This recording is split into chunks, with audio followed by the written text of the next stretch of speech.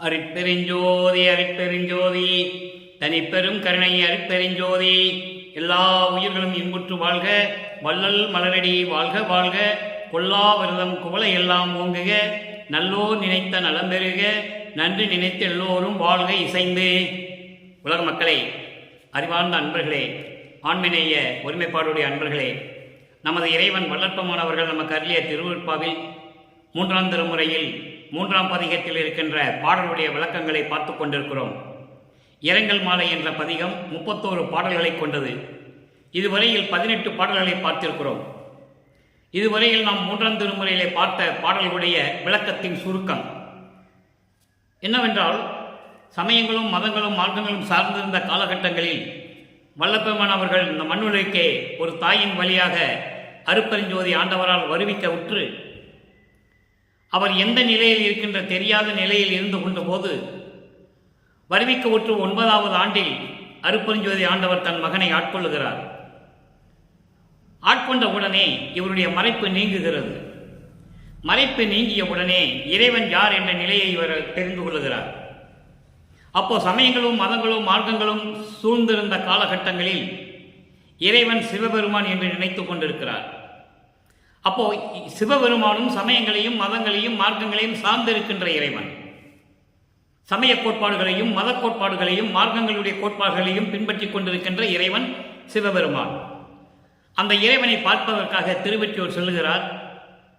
மகனை பார்த்தவுடனே இறைவன் காட்சி கொடுத்து மறைகிறார். அதன் பிறகு தெருவிலே நின்று கொண்டு இறைவனுடைய பவனியை, அதாவது திரு உலா வீதி வரும்போது, இறைவனை பவனி வரும்போது பார்க்கின்ற பொழுது மகனை பார்த்தவுடனே சிவபெருமான் திருவழியாக ஓடுகிறார். இவரும் பின்னாலேயே ஓடுகிறார். இறைவனை பிடிக்க முடியவில்லை. அந்த ஓட்டத்தை நமது குழந்தை இறைவன் பிடிக்க முடியவில்லை. அதன் பிறகு நாம் பார்த்தாலும் இறைவன் மறைந்து விடுகிறார். தெருவிலே போய் நின்றாலும் நம்மளை பார்த்து ஓடி விடுகிறார் என்று சொல்லி தன்னுடைய மனக்குமுறலை, ஆதங்கத்தை நாரைகளின் வழியாகவும் கிளிகளின் வழியாகவும் தூது அனுப்புகிறார். அதனாலும் எந்த பலனும் கிட்டவில்லை. அதன் பிறகு தன் உள்ள குமுறலை இறைவன் வந்து ஆட்கொண்டானே தவிர எந்த அருளையும் கொடுக்கவில்லை என்பதை உள்ளத்திடம் சொல்லுகிறார். உள்ளத்தை தோழியாக வர்ணனை செய்து தன்னை தலைவியாகவும் இறைவனை தலைவனாகவும் வர்ணனை செய்து இந்த பாடல்களை நமக்கு அருளியிருக்கிறார்கள். இதன் மூலம் உலக மக்களுக்கு தெரிவிக்கின்றார் இறைவன், உலக மக்களே, நான் இந்த மண்ணுலகுக்கு ஒரு தாயின் வழியாக வருவிக்கூற்ற பிறகு 9வது ஆண்டில் இறைவன் என்னை ஆட்கொண்ட பிறகு, நான் இறைவனை யார் என்று தெரிந்த பிறகு அந்த நிலையிலே திருவொற்றியூருக்கு சென்று கொண்டிருந்த பொழுது இறைவன் எனக்கு காட்சி கொடுத்தும் மறைந்து விடுகிறார். தெரு வழியாக ஓடுகிறார். என்னை பார்த்தவுடனே நானும் ஓடினேன், இறைவனை பிடிக்க முடியவில்லை என்று சொல்லி உலக மக்களுக்கு தெரிவிக்கிறார். என்னை ஆட்கொண்டனை தவிர எந்த அருளையும் கொடுக்கவில்லை என்று ஒரு தோழியிடம் சொல்லுவது போல, உள்ளத்திடம் சொல்லுவது போல உலக மக்களுக்கு தெரிவிக்கிறார். அதை ஒவ்வொரு பாடலின் மூலமாக நாம் பார்த்து கொண்டிருக்கிறோம். இந்த 3ஆம் திருமுறை பாடலுடைய விளக்கத்தை பார்த்த பிறகு சமயங்களும் மதங்களும் மார்க்கங்களும் இல்லாத அவற்றையெல்லாம் நீக்கிவிட்டு இறைவன் அருட்பெருஞ்சோதி ஆண்டவர் எப்படி தன் மகனை ஆட்கொண்டார் என்பதையும், சமரச சுத்த சன்மார்க்கத்தை பெற்ற பிறகு இந்த சமயங்களையும் மதங்களையும் மார்க்கங்களையும் சேர்ந்த கோட்பாடுகள், அந்த நெறிகளை எல்லாம் விட்டுவிட்டு சமரச சுத்த சன்மார்க்கத்தை பெற்ற பிறகு இறைவனிடம் எப்படியெல்லாம் அருளை பெற்றார் என்பதை உலக மக்களுக்கு தெரிவிக்கிறார். அதைத்தான் படிப்படியாக பார்த்து கொண்டிருக்கிறோம். அந்த வகையில் இன்று நாம் பார்க்க வேண்டிய பாடல் 3ஆம் திருமுறை 3வது பதிகம் இரங்கல் மாலை 19வது பாடல். பாடலை நன்றாக கவனியுங்கள். பாடலுடைய பதவுரை, அதன் பின் பாடலுடைய தெளிவுரை. இது பார்த்த பிறகு 6ஆம் திருமுறையிலே இந்த பாடலினுடைய பொருளுக்கு ஏற்றபடி எப்படியெல்லாம் விளக்கங்கள் இருக்கின்றன என்பதை 6ஆம் திருமுறையில் பார்க்க போகிறோம். நன்றாக கவனித்துக் கொண்டு வாருங்கள். உடுப்பார் கரித்தோல். சமயங்களையும் மதங்களையும் மார்க்கங்களையும் சார்ந்த இறைவனை பற்றி சொல்லும் பொழுது இறைவனை எப்படி உருவகப்படுத்துகிறார், இறைவன் எப்படி இருக்கிறார் என்று சொல்லுகிறார். சமரச சுத்த சன்மார்க்கம் பெற்ற பிறகு அருட்பெருஞ்சோதி எப்படி இருக்கிறார் என்று சொல்லுவார். அதை நீங்கள் கவனித்துக் கொண்டே வர வேண்டும். உடுப்பார் கரித்தோல் ஒற்று என்னும் ஊரார். உடுப்பார் கரித்தோல் ஒற்று என்னும் ஊரார் என்னை உடையவாளர். மடுப்பார் இன்ப மாலையிட்டார் மறுவார் எனது பிழை உரைத்து கெடுப்பார் இல்லை என் சொல்லினும் கேளார் எனது கேள்வர் அவர் கொடுப்பார் என்றோ அவர் கொடுப்பார் என்றோ மாதே என் குறையை எவருக்கு கூறுவேனே. இது பாடல். பாடலின் இந்த பாடலுடைய பொருள் மட்டும் விளக்கம் கொடுக்க வேண்டும் என்றால் 15 நிமிடத்தில் முடித்து விடலாம். அது நமது நோக்கம் அல்ல. ஏற்கனவே நான் பலமுறை இந்த கருத்தை பதிவு செய்திருக்கிறேன்.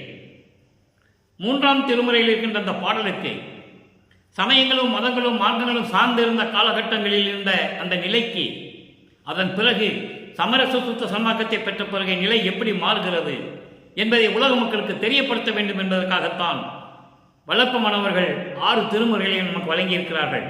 அதை பார்த்து கொண்டிருக்கிறோம். இப்போ இந்த பாடலில் வருகின்ற பதவுரை பாருங்க. உடுப்பார் கரித்தோல். கரித்தோல் என்பது யானையின் தோல். யானையின் தோலை ஆடையாக உடித்துக் கொண்டிருப்பவர். இறைவனை எப்படி சொல்ற பாருங்க. மான் தோலை உடித்துக் கொண்டவர் யானையை தோலை உரித்து அந்த தோலையை ஆடையாக உரித்துக் கொண்டவர் என்று சொல்லுகிறார். அப்போது சிவபெருமானும் சமயங்களையும் மதங்களையும் மார்க்கங்களையும் சார்ந்திருந்த காலம். இறைவனை சார்ந்திருந்தார். அதனால்தான் அந்த இறைவனை பல வகையாக உருவகப்படுத்தி இந்த சமயங்களையும் மதங்களையும் மார்க்கங்களையும் சார்ந்தவர்கள் எல்லாம் பல பெயரிட்டுக் கொண்டு அழைத்துக் கொண்டிருந்தார்கள். ஒவ்வொரு சிவன் கோயிலுக்கும் ஒவ்வொரு வழிபாடு வேறு விதமாக இருக்கும். அந்த வேறுபாட்டை ஒழிக்க வேண்டும், இறைவனுடைய நிலையை உலக மக்களுக்கு தெரியப்படுத்த வேண்டும் என்பதற்காகத்தான் இந்த கலியுகத்தினுடைய இறுதி கட்டத்தில் அருப்பெருஞ்சோதி ஆண்டவரால் வருவிக்க உற்றவர் நமது இறைவன் வல்லப்பெருமான் அவர்கள் என்பதை இங்கே நான் பதிவு செய்ய கடமைப்பட்டிருக்கிறேன். இப்போ உடுப்பார் கரித்தோல். யானையை தோலை உரித்து அந்த தோலையை ஆடையாக உடுத்தியவர். அவர் யார் என்றால் திருவெற்றியூரில் இருக்கின்ற இறைவன். அவர் என்னை உடையவாளர், என்னை ஆட்கொண்டவர், என்னை உடையவன்.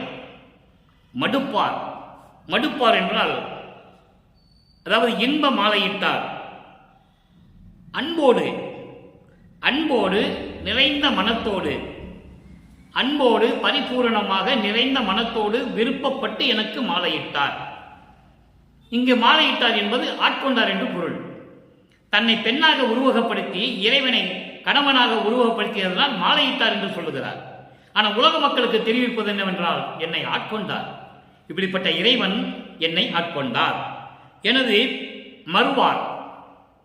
ஆட்கொண்டாரை தவிர மறுபடியும் வந்து என்னை சேர்த்து அணைத்துக் கொள்ளவில்லை, எந்த அருளையும் கொடுக்கவில்லை. அதான் மறுவார் என்று சொல்லுகிறார். வந்து மாலையிட்டானை தவிர, என்னை ஆட்கொண்டானை தவிர எந்த அருளையும் கொடுத்து என்னோடு சேர்ந்து இருக்கவில்லை. எனது பிழை உரைத்து கெடுப்பார் இல்லை. என்னுடைய தவறுகளை எல்லாம் நினைத்து எனக்கு தண்டனை கொடுப்பவர் அல்ல, அப்படிப்பட்டவர் அல்ல அவர். என் சொல்லினும் கேளார். நான் என்ன சொன்னாலும் கேட்க மாட்டேங்கிறார். நான் என்ன சொன்னாலும் கேட்க மாட்டேங்கிறாரு. எனது கேள்வர் என்றால் கணவர். எனது கணவர் நான் என்ன சொன்னாலும் கேட்க மாட்டேங்கிறார். இதனால் என்ன பொருள் என்றால் உலக மக்களுக்கு என்ன சொல்ல வருகிறார் என்றால் எனது இறைவன், என்னை ஆட்கொண்ட இறைவன் ஆட்கொண்டானை தவிர எந்த அருளையும் கொடுக்கவில்லை, என்னோடு வந்து சேர்ந்து கொள்ளவில்லை. ஆனால் என்னுடைய பிள்ளைகளெல்லாம் குறித்து கெடுப்பவர் இல்லை, தண்டனை கொடுப்பவர் இல்லை. என்ன சொன்னாலும் கேட்க மாட்டேங்கிறார். என்ன சொன்னாலும் கேட்க மாட்டேங்கிறாரு. அவர் கொடுப்பார் என்றோ, அவர் கொடுப்பார் என்றோ, அவர் எப்பொழுது அருளை எனக்கு கொடுப்பார் என்று எனக்கு தெரியவில்லை. அதை தான் இங்கு சொல்லுகிறார். அவர் கொடுப்பார் என்றோ. என்ன கொடுப்பார், எப்போ வந்து என்னிடம் வந்து அருளை கொடுப்பார் என்று எனக்கு தெரியவில்லை. உலக மக்களே, இந்த குறையை நான் யாரிடம் போய் சொல்லுவேன் என்று உலக மக்களுக்காக இந்த பாடலை நமக்கு அருளியிருக்கிறார்கள். ஏனென்றால் தன்னுடைய நிலையை உலக மக்களுக்கு தெரியப்படுத்த வேண்டும். நான் சாதாரணமாக வந்தவன் அல்ல. அருப்பெருஞ்சோதி ஆண்டவரால் ஒரு தாயின் வழியாக இந்த மண்ணிற்கு நான் வருவிக்க உற்றவன் என்று சொல்லுகிறார். இதை உலக மக்களுக்கு உறுதிப்படுத்துகிறார். அதைத்தான் தன்னை பெண்ணாக உருவப்படுத்தி கணவனாக இறைவனை சொல்லி தோழியை உள்ளத்தாக அவர் வர்ணனை செய்து, உள்ளத்தோடு வர்ணனை செய்து நமக்கு இந்த பாடலை அருளியிருக்கிறார்கள் என்பதை நீங்கள் புரிந்து கொள்ள வேண்டும். ஆக இந்த பாடலுடைய பொருளை கோர்வையாக பார்க்க போகிறோம். யானையினுடைய கரித்தோலை ஆடையாக உடுத்திய இறைவன், அவர் திருவற்றில் இருக்கின்ற இறைவன், என்னை உடையவன், என்னை இந்த மண்ணுலகிற்கு வருவிக்க உற்றவன், என்னை வருவிக்க செய்தவன். அப்படிப்பட்ட இறைவன் மடுப்பார் இன்ப மாலையிட்டார். அப்படிப்பட்டவன் மன நிறைவோடு பரிபூரணமான விருப்பத்தோடு எனக்கு மகிழ்வாக மாலையிட்டவர், ஆட்கொண்டவர். அதோடு மட்டுமல்ல, ஆட்கொண்டானை தவிர எந்த அருளையும் கொடுக்கவில்லை, மறுபடியும் வந்து என்னை பார்க்கவில்லை, மறுபடியும் என்னை வந்து பார்க்கவில்லை. எனது பிழைகளை குறித்து கூட, எனது தவறுகளை நினைத்து கூட அவர் என்னை தண்டிக்கப்படவில்லை, என்னை தண்டிக்கவில்லை. அப்படிப்பட்டவர், அப்படி குணம் கொண்டவர் அல்ல அவர் என்று சொல்கிறார். என்னுடைய பிழையை குறித்து, என்னுடைய தவறுகளெல்லாம் குறித்து தண்டனை கொடுப்பவர் அல்ல அவர், என் கணவர், என்னை படைத்த இறைவன் என்று சொல்கிறார். என் கணவர், அவர் கொடுப்பார் என்றோ, அவர் எப்பொழுது வந்து இங்கு அருளை கொடுப்பார் என்று எனக்கு தெரியவில்லை. தோழியே, இந்த குறையை நான் யாரிடம் போய் சொல்லுவேன்?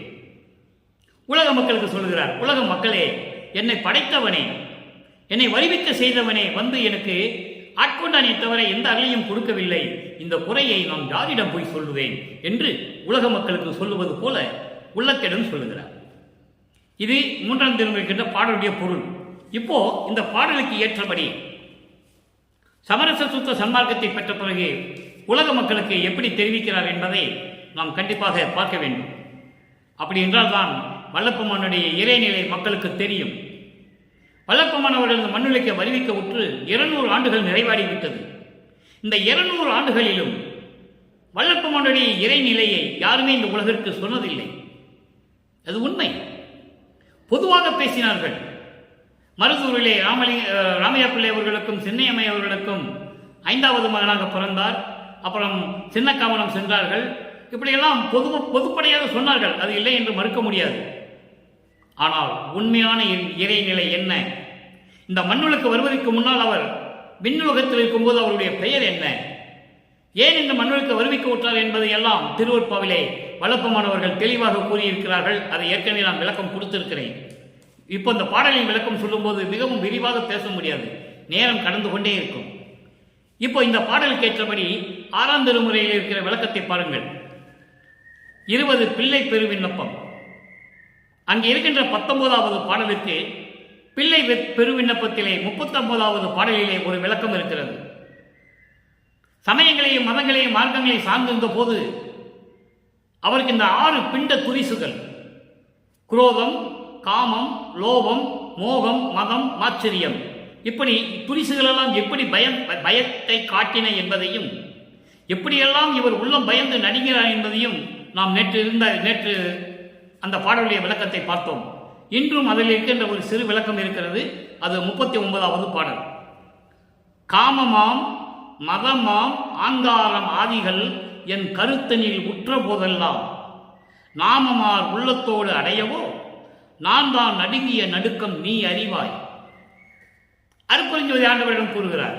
அங்கே சிவபெருமானை பார்க்க முடியவில்லை என்று சொன்னவர் சமயங்களையும் மதங்களையும் மார்க்கங்களையும் பின்பற்றியிருந்த போது இந்த 6 துரிசுகளாலும் எப்படி துன்பப்பட்டேன், எப்படி பயந்து கொண்டிருந்தேன் என்று சொல்லுகிறார். இப்போ அருட்பெருஞ்சோதி ஆண்டவரிடம் சொல்லுகிறார், உன்னால் இந்த மண்ணுலகுக்கு வருவிக்க உற்று சமயங்களையும் மதங்களையும் மார்க்கங்களையும் நான் சார்ந்திருந்த நிலைகளில் காமம், மதம், ஆங்காரம். மதம் என்பது ஆவணம், செருக்கு. ஆங்காரம், காமம்.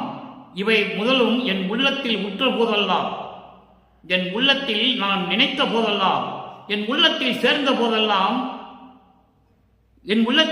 போதெல்லாம் நடுங்கிய நடுக்கம் எப்படி நாமமார் உள்ளத்தோடு அடையவோ பலிக்கு அஞ்சிய உள்ளத்தை பெற்று. இவையெல்லாம் என் உள்ளத்தில் சேர்ந்தபோது காமம், குரோதம், லோபம், மதம், மோகம், ஆச்சரியம், இப்படி 6 துரிசுகள் என் உள்ளத்திலே சேர்ந்த போதெல்லாம் பலிக்கு அஞ்சிய உள்ளத்தோடு நான் நடுங்கிய நடுக்கம் எல்லாம் நீ அறிவாய். எவ்வளவு அற்புதமா சொல்ற பாருங்க. எல்லாம் நீ அறிவாய். அதுக்கு பிறகு சேமமார் உலகில் காமமாதிகளை செறிந்தவர் தங்களை கண்டே ஆமை போல் ஒடுங்கி அடுங்கினேன். அதுவும் ஐயா நின் திருவுள்ளம் அறியும். இப்படி 6 துரிசைகளை பெற்ற அந்த நபர்களை எல்லாம் பார்க்கும்போது இந்த உலகிலே நலம், அதாவது எல்லா வளங்களும் பெற்ற, சேமம் என்பது எல்லா வளங்களும் பெற்ற என்று பொருள், பாதுகாப்பாக இருக்க வேண்டிய பொருள் என்றும் சொல்லலாம். எல்லா நலன்களையும் எல்லா வளங்களையும் பெற்றுக் கொண்டிருக்கின்ற இந்த உலகில் இப்படி இந்த காமம், குரோதம், லோபம், மோகம், மதம், ஆச்சரியம், இப்படி இவைகளெல்லாம் சுமந்து கொண்டிருக்கின்றவர்களை, இந்த 6 துரிசுகளும் கொண்டவர்களை நான் பார்க்கும் போதெல்லாம் ஆமை போல ஒடுங்கி அடங்கினேன். அதுவும் கடவுளே ஐயா, நின் திருவுள்ளம் அறியுமே. இவ்வளவு அற்புதமா சொல்றாங்க. ஆமை எப்படி பயப்படும் தெரியுமா? மற்ற உயிரினங்களை கண்டாலோ மனிதர்களை கண்டாலோ ஊர்ந்து செல்லுகின்ற ஆமை தலையை உள்ளே அடக்கி ஓடு இருக்கும், மேல ஓடு இருக்கும், ஆமை மேல ஓடு இருக்கும். யாரை கண்டாலும் சரி ஆமை உடனே என்ன பண்ணும்? தலையை அந்த ஓட்டுக்குள்ள போய் அடங்கி வச்சுக்கும், மேல ஓடு மட்டும்தான் தெரியும். அப்படி ஆமை போல நான் அடங்கி ஒடுங்கி நடுங்கினேன். இதையும் கடவுளே உன் உள்ளம் அறியுமே என்று சொல்லுகிறார். அடுத்த ஒரு விளக்கம் பாருங்க. 36வது பதிகம் உண்மை கூறல். 6ஆம் திருமுறை 9வது பாடல். அங்கே இருக்கின்ற 19வது பாடலுக்கு இங்கே சமரச சுத்த சன்மார்க்கத்தை பெற்ற பிறகு, அருள் அமுது பெற்ற பிறகு எப்படி அவருடைய நிலையை சொல்லுகிறார் என்பதை பாருங்கள். 9வது பாடல். மடுக்க நும் பேரருள் தன்னமுது எனக்கே, மாலையும் காலையும் மத்தியானத்தும், கடுக்கும் இரவிலும் யாமத்தும், விடியல் காலையிலும் தந்து என் கடும் பசி தீர்த்து. எப்படி கொடுக்கிறார் பாருங்க. அப்ப வல்லப்பமான் பசி எடுக்கும்போது உணவு உண்ணவில்லை. நல்லா நீங்க புரிஞ்சுக்கணும். அப்படிப்பட்ட ஒரு பிரபஞ்சத்தின் உண்மையை இந்த பாடலில் சொல்லுகிறார். ஒரு பேரருள் தன்னமுது எனக்கே, உன்னுடைய பேரருள் தன்னமுது, குளிர்ந்த அமுது, அதான் மதிமண்டல தமுதம் என்று சொல்லுவார். மதிமண்டல தமுது பண்ண நிதியை நவநயமாக்கும் என்று ஒரு பாடலிலே வரும், சிவயோக நிலையிலே வரும் மதிமண்டல தமுதம். பசி என்று நினைக்கும் போதே மதிமண்டல தமுதம் இந்த உச்சி தலையிலிருந்து உள்நாக்கு வழியாக ஒரு அமுதம் சுரக்கும். அப்படி பேரருள் அமுதம் எனக்கே கொடுத்து ஊட்டுவித்து, மடுக்கும் என்று சொல்கிறார். மடுக்கும் என்றால் ஊட்டுவித்து, எனக்கு மதிமண்டல தமுதம் வழியாக அமுதம் சுரக்க வைத்து, உன் பேரருள் மூலமாக அமுதம் சுரக்க வைத்து, மாலையும் காலையும் மத்தியானத்தும், கடுக்கும் இரவிலும், இருள் சூழ்ந்த அந்த இரவிலும் கூட, யாமத்தும் விடியல் காலையிலும் தந்து என் கடும் பசி தீர்த்து. ஆக அருள் அமுதம் உண்டவர் நமது இறைவன் வல்லப்பமானவர்கள். நல்லா நீங்க புரிஞ்சுக்கணும். அருள் அமுதம் உண்டு எடுக்கும் நற்றாயோடும் இணைந்து நிற்கின்றீர். என்னை அணைத்துக் கொண்ட, என்னோடு அன்போடு இருக்கின்ற என் தாய் சிவகாமி வள்ளியோடு இணைந்து நிற்கின்றீர். தாயும் தந்தையும் நீதானே. அப்படி என்னை அணைத்துக் கொண்டு என்னோடு அன்போடு இருக்கின்ற அந்த தாயை உள்ளம் கொண்ட நீயும் சரி, என் தாய் சிவகாமி வள்ளியும் சரி, இணைந்து நிற்கின்றீர். இறையவரே, உம்மை இங்கு கண்டு அல்லால், அருப்பெருஞ்சோதி ஆண்டவரே, உம்மை இப்பொழுது நான் பார்க்காவிட்டால் அடுக்கவில் கலை எடுத்து உடுக்கவும் மாட்டேன். அடுக்கவில் கலை, என் இடுப்பிலே அணிந்த ஆடை, என் இடுப்பிலே அணிந்த வேஷ்டி, அந்த வேஷ்டி கீழே அவிழ்ந்து விழுந்தாலும் கூட சரி, நான் எடுத்து உடுக்க மாட்டேன் என்று சொல்லுகிறார். அப்படின்னா என்ன அர்த்தம்? என் மானம் போனாலும் பரவாயில்லை, என் மானம் மரியாதை போனாலும் பரவாயில்லை, என் இடுப்பில் கட்டிய வேட்டி அவிழ்ந்து கீழே விழுந்தாலும் கூட நான் எடுத்து உடுக்க மாட்டேன். அது உன்மேல் ஆணை, அருப்பெருஞ்சோதியே உன் மீது ஆணை. அப்படின்னு என்ன அர்த்தம்? சீக்கிரம் வந்து எனக்கு அருளை கொடு என்று சொல்லுகிறார். எல்லாம் செஞ்சீங்க, அருள் அமுதம் கொடுத்தீங்க, எல்லாம் கொடுத்தீங்க. மற்றபடி இங்கு நீ பார்க்க வரணுமே, கண்டு அல்லால் உன்னை நான் பார்க்காவிட்டால், இப்பொழுது உன்னை நான் பார்க்காவிட்டால் என் இடுப்பில் கட்டிய வேட்டி கீழே அணிந்தாலும் கூட பரவாயில்லை, என் மானம் மரியாதை போனாலும் பரவாயில்லை, நான் கீழே விழுந்த ஆடையை திருப்பி எடுத்து கட்ட மாட்டேன் என்று சொல்கிறார். அருப்பெருஞ்சோதியே ஆணை நுண்மீதே என்று சொல்கிறார். அடுத்த ஒரு நிலை பாருங்க. 6ஆம் திருமுறை 43வது பதிகம் இறை திருக்காட்சி 19வது பாடல். 3ஆம் திருமுறையிலே இரங்கல் மாலையில் இருக்கின்ற 19வது பாடலுக்கு இங்கே இறைவனை எப்படி சொல்லுகிறார்களே நீங்கள் கவனிக்கொள்ள வேண்டும். அங்கே இறைவன் எனக்கு மாலையிட்டாரை தவிர, ஆட்கொண்டாரை தவிர என்னை பார்க்க முடியவில்லை, என்னை பார்க்கவில்லை, அவர் திரும்பி வந்து எனக்கு எதுவுமே கொடுக்கவில்லை. இந்த குறையை நான் யாரிடம் சொல்லுவேன் உலக மக்களே என்று சொல்கிறார். அதற்கு இங்கு ஒரு பதில், முடிவான பதில். சமயமும் மதமும் கடந்த சொல்லிட்டாரா? அங்கே சமயங்களையும் மதங்களையும் மார்க்கங்களையும் சார்ந்த இறைவன் சிவபெருமான், தியாகராஜ பெருமான், நடராஜன், நீங்க எதை வேணா சொல்லிக்கலாம். அருப்பெருஞ்சோதியை தவிர நீங்க எந்த பேர் வேணா சொல்லிக்கலாம். அதெல்லாம் சமயங்களையும் மதங்களையும் மார்க்கங்களையும் சார்ந்த இறைவன். சொக்கநாதன், மகாலிங்கம், தியாகராஜ பெருமான், நீங்க எப்படி வேணா சொல்லிக்கலாம். நடராஜன் கூட அப்படிதான், அவன் சமயங்களையும் மதங்களையும் சார்ந்தவன். அதை நடராஜபதி மாலையிலேயே சொல்லுவார். விஞ்ஞான கலர் மேமன் நடராஜபதி என்று சொல்லுவார். உனக்கு ஆணவம் இருக்கிறது என்று சொல்லுவார். அப்படிப்பட்ட நிலையில் இருக்கின்ற இறைவனை இங்க பாருங்க, சமயமும் மதமும் கடந்த ஓர் ஞான சபை நடமுறுகின்ற தனியை, சமயங்களும் மதங்களும் மார்க்கங்களையும் கடந்த சத்திய ஞான சபையில் இருக்கின்ற அருப்பெருஞ்சோதி ஆண்டவரை தம்மை அறிந்தவர் உள் சார்ந்த மெய் சார்வை சமரச சுத்த சன்மார்களை சேர்ந்த அன்பர்களின் உள்ளத்தில் இருக்கின்ற அருப்பெருஞ்சோதியை, சத்து நித்த சத்குருவை, இயற்கை உண்மையாகவும் இயற்கை உண்மையின் விளக்கமாகவும் அழிவில்லாமலும் சுயமாக தோன்றிய இறைவன் அருப்பெருஞ்சோதியே அடைய என் மனத்தை திருத்தி, நல்லா கவனிக்கணும், அமைய என் மனத்தை திருத்தி என் உள்ளத்தில் நீ கலந்து கொள்வதற்காக என் மனத்தை திருத்தி சமயங்களையும் மதங்களையும் மார்க்கங்களை கொண்ட நெறிகளை எல்லாம் அகற்றி, அதான் மனத்தை திருத்தி என்று சொல்லுகிறார். நீ என்னோடு கலந்து கொள்வதற்காக, என்னோடு பொருந்துவதற்காக, என்னோடு புணர்ந்து கொள்வதற்காக என் மனத்தில் இருந்த சமய மத மார்க்கங்கள் நெறிகளை எல்லாம் நீக்கி என் மனதை சுத்தமாக்கி நல் அருளார் அமுதளித்து அமர்ந்த அற்புதத்தை, எனக்கு எல்லா அருள் வல்லமைகளையும்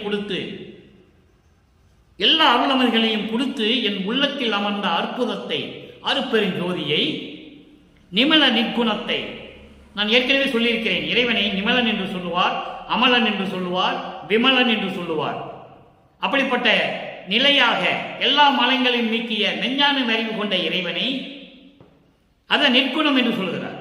மெஞ்ஞான அறிவு கொண்ட இறைவனை, மெஞ்ஞானம் உடைய அப்படிப்பட்ட அருள் கடலை அதை சிற்குணாகாரம் என்று சொல்கிறார். அருள் கடல். நீதியை கண்டுகொண்டேனே, அருப்பெருஞ்சோதியை கண்டுகொண்டேனே என்று சொல்லி இந்த பாடலை நமக்கு அருளியிருக்கிறார்கள். ஆக 2ஆம் திருமுறையிலே 3ஆம் திருமுறையிலே பார்த்த அந்த பாடலுக்கு இங்கே அங்கே இறைவனை பார்த்து எப்படியெல்லாம் சமயங்களையும் மதங்களையும் சார்ந்திருந்தார் என்று சொல்லுகிறார் என்பதையும், சமயங்களும் மதங்களும் மார்க்கங்களும் சாராத இறைவன் அருப்பெருஞ்சோதியை எப்படி சொல்லுகிறார் என்பதையும் நீங்கள் நன்றாக புரிந்து கொள்ள வேண்டும். அடுத்து ஒரு விளக்கம், மெய்யருள் வியப்பு. பதிகம் 112 மெய்யருள் வியப்பு. அங்கே 36வது பாடலில் ஒரு விளக்கம் தருகிறார். இந்த சமயங்களையா நீக்கிவிட்ட பிறகு எப்படி இருக்கிறார் என்பதற்காக 37வது பாடலுடைய விளக்கம். உடையாய் என்னை உடையவனே, என்னை ஆட்கொண்ட இறைவன் அருப்பெருஞ்சோதி ஆண்டவரே, எனக்கு புரிந்த தயவை உண்ணவே உடம்பு பூரிக்கின்றது.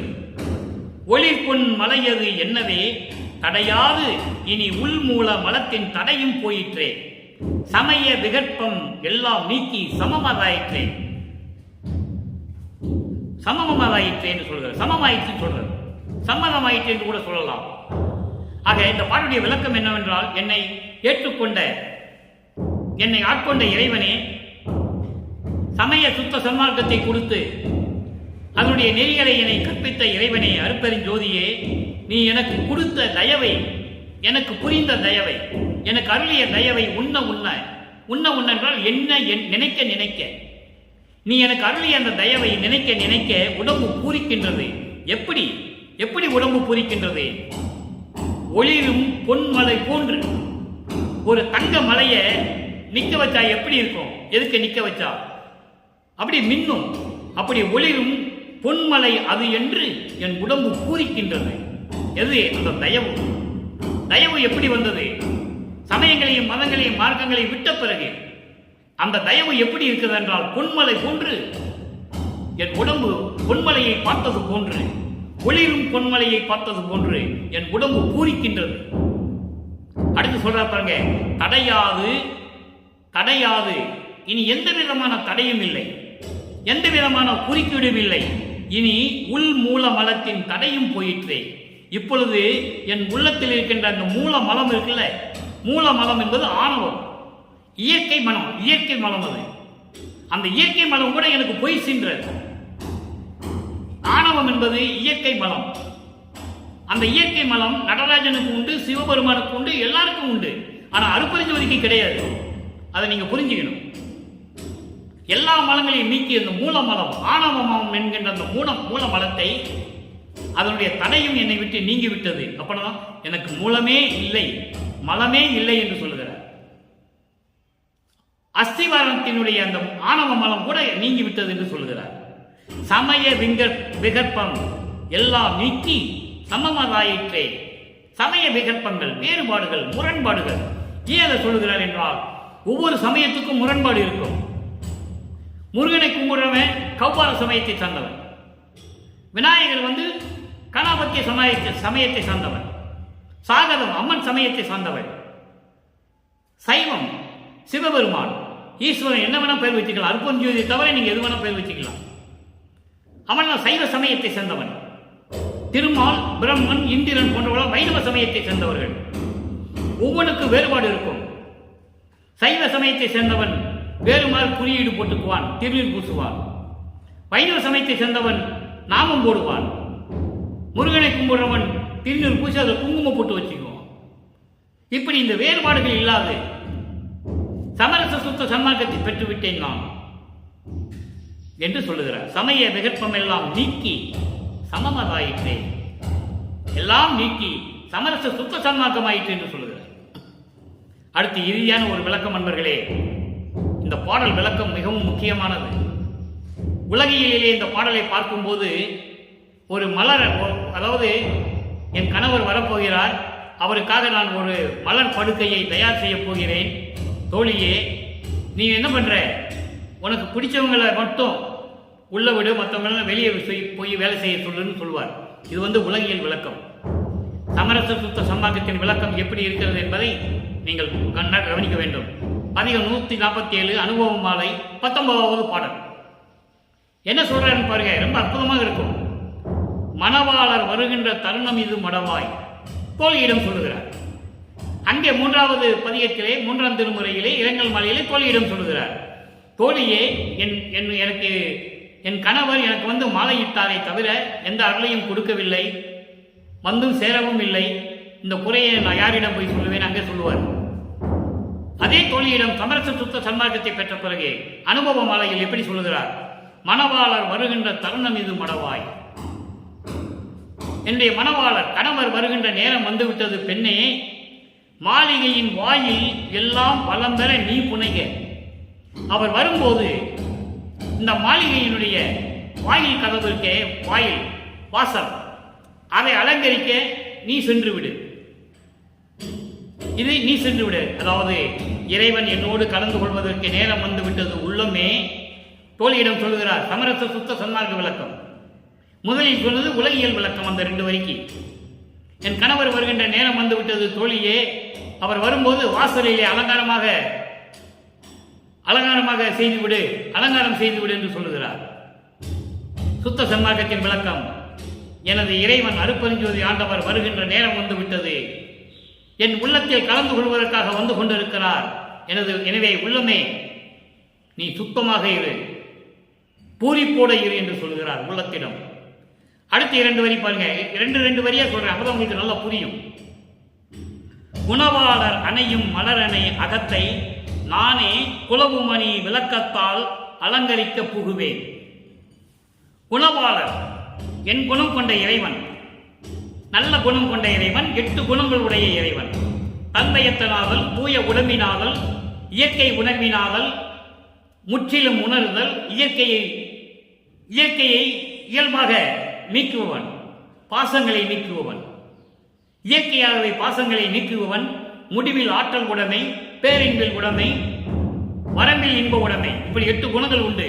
அப்படிப்பட்ட 8 குணங்கள் உடைய இறைவன் ஏனென்றால் சத்தியஞான சபையே அந்த 8 குணம் அமைத்தது. அதனால்தான் இறைவனுக்கு 8 குணங்கள் உண்டு. அந்த 8 குணங்களையும் குறிப்பிடும் வகையில், அந்த 8 குணங்களை தெரிவிக்கும் வகையில் தான் எண்குண சபை அமைக்கப்பட்டது. குணவாளர் அணையும் மலர் அணை அகத்தை நானே குலவுமணி விளக்கத்தால் அலங்கரிக்கப் போகிறேன். அப்படி இறைவன் உள்ளத்துக்குள்ளே வரும்போது வாசலிலே நீ அலங்காரம் பண்ணு, நான் உள்ளத்திலும் உள்ளம் போய் நான் அலங்கரிக்கப் போகிறேன். எப்படி? சமரச சுத்த சன்மார்க்கம், அருளோடு விளங்கக்கூடிய சமரச சுத்த சன்மார்க்கத்தை நான் பெற்றிருக்கிறேன். சமரச சுத்த சன்மார்க்க நெறிகளை வைத்துக் கொண்டு இறைவன் என் உள்ளத்திலே அமரக்கூடிய அந்த இடத்தை, அது அணையும் மலர் அணை என்று சொல்லுகிறார், அந்த இடத்தை நானே அலங்கரிக்கப் போகிறேன், நானே சுத்தப்படுத்தப் போகிறேன், உள்ளத்தை சுத்தப்படுத்தப் போகிறேன். எனவே நான் மட்டும் உள்ளே செல்லுகிறேன், என் தோழியை நீ வெளியே இருந்து செய். உள்ளத்தை சொல்லுகிறார், நீ வெளியே வந்து விடு, வெளியே வந்து உள்ளத்தின் வெளியே இருந்து கொண்டு நீ அலங்காரம் செய், நான் உள்ளே செல்லுகிறேன். அப்போ உள்ளே செல்லும் போது என்ன தகுதி வேண்டும்? இறைவன் உள்ளத்திலே வர வேண்டும் என்றால், ஒவ்வொருடைய உள்ளத்திலும் இறைவன் வந்து குடியிருக்க வேண்டும் என்றால் என்ன செய்ய வேண்டும்? அந்த பிரபஞ்சத்தின் உண்மையை வெள்ளப்பமனை பின்னால் இந்த வரியிலே சொல்கிறார் பாருங்கள். தனபாத சுகந்தரும் என் தனி கணவர் வரிலோ சற்று மயல் வாதனைகள் முற்றிடுதல் ஆகா. அதாவது குறையாமல் பரிபூரணமாக பேரின்பத்தை தரக்கூடிய என் தனி கணவர்.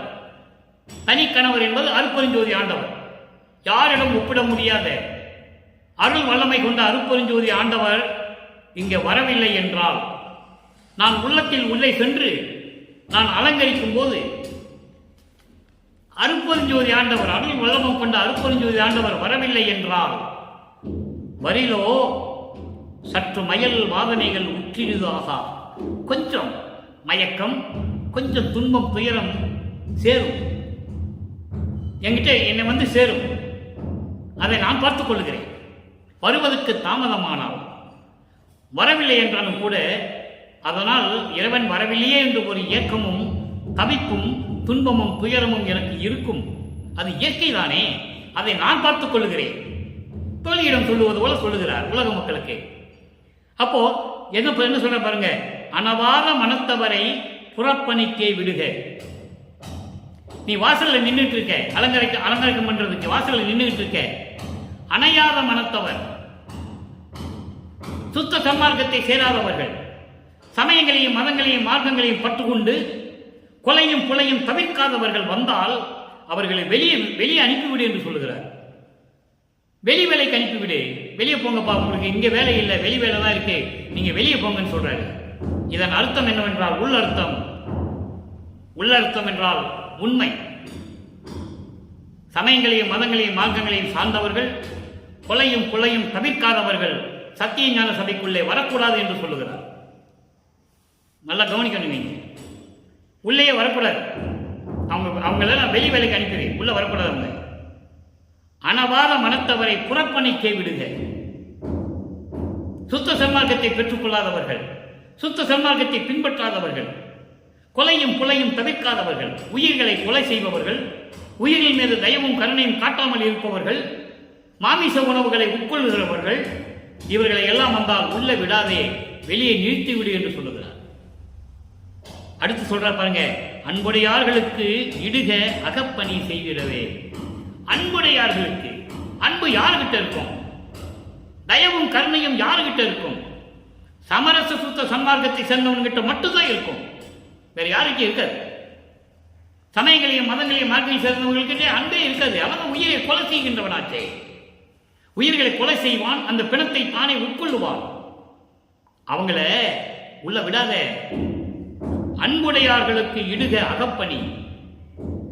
அன்புடையார்கள் யாரு? சமரச சுத்த சன்மார்க்கத்தை சேர்ந்தவர்கள்.